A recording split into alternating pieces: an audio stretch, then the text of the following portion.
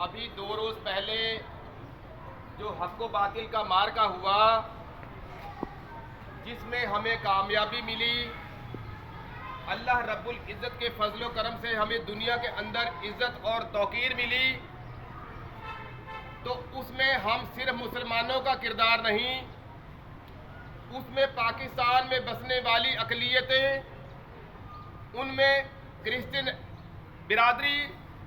ہندو برادری، سکھ برادری، خواہ کسی اور مذہب کا باشندہ بھی پاکستان میں رہتا ہو تو وہ بھی شامل ہے۔ جب پاکستان پوری دنیا میں خوشیاں منا رہا ہے تو وہ لوگ جو ہمارے ہاں اقلیت میں ہیں وہ ہم سے بڑھ کے خوشیاں منا رہے ہیں اس ملک کی کامیابی کے لیے۔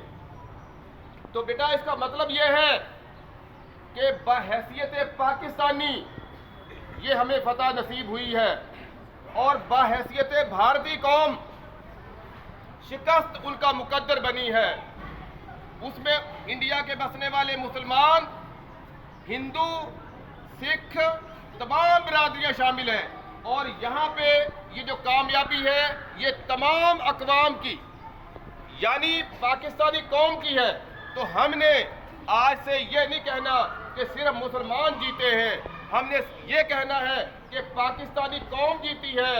پاکستانی جیتے ہیں، پاکستان کا سبز ہلالی پرچم جیتا ہے، افواج پاکستان جیتی ہے، جس میں تمام برادریوں کے لوگ شامل ہیں۔ تو بیٹا میں صرف یہی کہنا چاہتا ہوں کہ اپنی سوچ کو وسیع کرے،